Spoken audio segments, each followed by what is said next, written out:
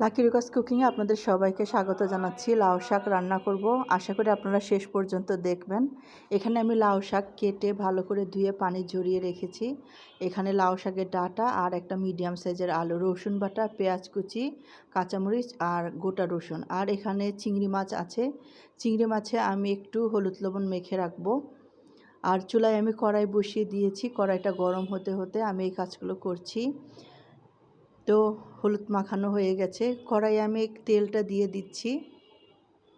তেলটা যখন একটু গরম হয়ে আসবে, এর মধ্যে হলুদ লবণ মাখানো চিংড়ি মাছটা দিয়ে চিংড়ি মাছটা একটু লাল লাল করে ভেজে নেব। চিংড়ি মাছ কিন্তু খুব তাড়াতাড়ি রান্না হয়ে যায়, এটা খুব বেশি সময় নিতে হয় না।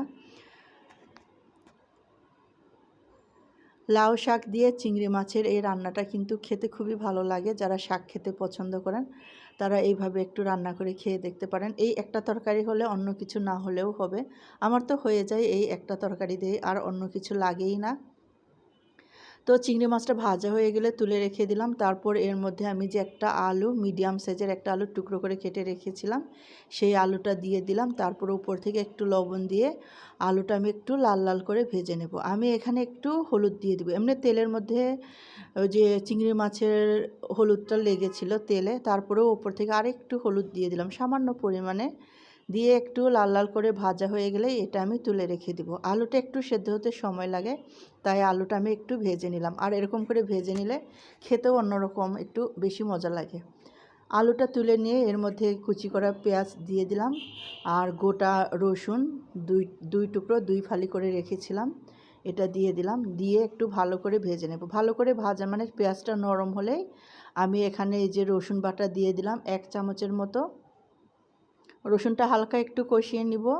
তারপর এখানে এই যে কেটে রাখা কাঁচামরিচ দিয়ে দিলাম, হলুদ গুঁড়ো দিয়ে দিলাম 1/2 চা চামচ, ধনে গুঁড়ো 1/2 চা চামচ, জিরে গুঁড়ো 1/2 চা চামচ, আর মরিচ গুঁড়ো দিয়ে দিলাম 1/2 চা চামচ। মশলাটা একটু কষিয়ে নেব। মশলাটা কষানো হয়ে গেলে একটু লবণ দিয়ে দিলাম 1 চামচের মতো। আলুতে তো আগে থেকে লবণ দেওয়া আছে। ডাঁটাটা দিয়ে দিলাম, লাউ শাকের ডাঁটা একটু কষিয়ে নিচ্ছি মশলার সাথে।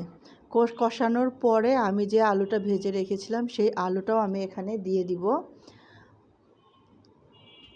আলুটা দিয়ে দিয়েছি। তারপর আমি যে লাউ শাকটা কেটে কুচি করে নিয়েছি, লাউ শাকটা দিয়ে দিচ্ছি।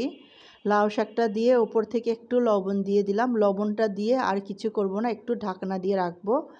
ঢাকনা দিয়ে রাখলে যেটা হবে, শাকটা একটু কমে যাবে, তখন নাড়াচাড়া করতে সুবিধা হবে। দেখেন শাকটা মোটামুটি কমে গেছে। এখন এটাকে আমি খুব ভালো করে অন্যান্য উপকরণের সাথে মিশিয়ে নেব।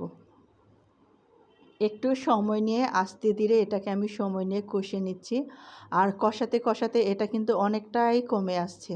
শাকগুলো হয় কি দেখতে অনেক বেশি লাগে, কিন্তু রান্না করার পর একদমই কমে যায়।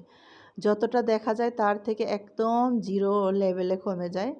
তো খুব সময় নিয়ে কষিয়ে এই যে দেখেন একদম কিন্তু শাকটা মিশে গেছে, একদম কমে গেছে। তারপর কিছুক্ষণ রেখে দিলাম, শাকটা একটু নরম হবে, ডাঁটা একটু নরম হবে, আলুটাও আরও ভালো সেদ্ধ হবে।